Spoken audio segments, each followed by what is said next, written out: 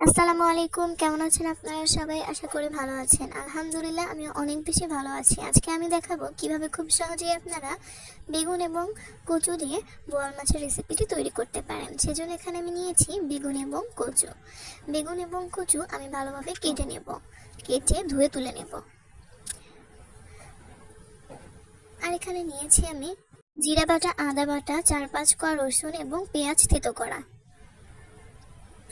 আর সঙ্গে নিয়েছি মরিচের ফালি। যারা আমার চ্যানেল নতুন, যদি আজকের রেসিপিটি ভালো লেগে থাকে একটা লাইক কমেন্ট শেয়ার করে দিয়ে যাবেন এবং আমার চ্যানেল থাকার জন্য আমার চ্যানেলটিকে সাবস্ক্রাইব করে দিবেন। তেলটা গরম হয়ে এলে আমি এখন দিয়ে দিচ্ছি বোয়াল মাছ। বোয়াল মাছগুলোকে আমি হলুদের গুঁড়া এবং লবণ দিয়ে মাখিয়ে নিয়েছি। এখন আমি এটাকে নেড়েচেড়ে ভেজে নেব। আর হ্যাঁ, কচু এবং বেগুন এইভাবে বোয়াল মাছ দিয়ে রান্না করলে কিন্তু খেতে ভীষণ মজার হবে। আজকের রেসিপিটা খুব সহজভাবে আপনাদের করে দেখানোর চেষ্টা করেছি। তো এইভাবে আমি নেড়েচেড়ে মাছগুলোকে ভেজে নিচ্ছি। যারা আমার ফেসবুক পেজ থেকে দেখছেন তারা ফেসবুক পেজটিকে ফলো করে দেবেন। আমি নেড়েচেড়ে ভেজে নিচ্ছি। আর এদিকে যে আমি কচু এবং বেগুন নিয়েছিলাম সেখানে দিয়ে দিচ্ছি রসুন এবং পেঁয়াজ থেতো, মরিচের ফালি, আর দিয়ে দিচ্ছি আদা এবং জিরা বাটা। এখন দিয়ে দেব হলুদের গুঁড়া, সাথে দিয়ে দিচ্ছি মরিচের গুঁড়া, আর দেব স্বাদমতো লবণ, ধনিয়া গুঁড়া। এদিকে মাছগুলো কিন্তু ভেজে নেওয়া হয়ে গেছে। এখন এই উপকরণটা আমি দিয়ে দিচ্ছি। আজকের রেসিপিটা এইভাবে তৈরি করলে কিন্তু খেতে ভীষণ মজার হবে। এখন আমি এটাকে নেড়েচেড়ে মিশিয়ে নেব। কিছুক্ষণ এইভাবে আমি নেড়েচেড়ে মিশিয়ে নিচ্ছি। মিশিয়ে নেওয়া হয়ে গেছে। এখন আমি দিয়ে দিচ্ছি পানি। পানিটা দিয়ে আমি আবার কিন্তু নেড়েচেড়ে মিশিয়ে নেব।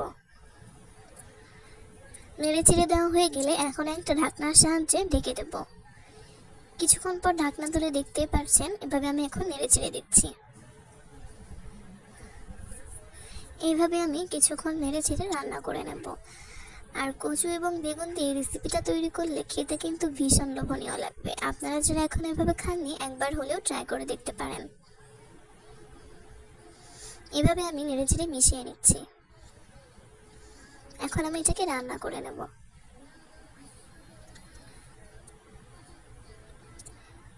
এভাবে কিছুক্ষণ ঢাকনা দিয়ে ঢেকে রান্না করে নিতে হবে। মাঝে মাঝে ঢাকনা তুলে নেড়েচেড়ে দিতে হবে। আর দেখতেই পাচ্ছেন ঝোলটা কিন্তু অনেক বেশি কমে গেছে।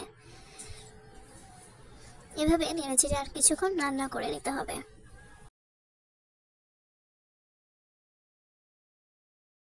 হ্যাঁ, আমি কিন্তু অল্প কিছুক্ষণ রেসিপিটাকে তৈরি করে নেব।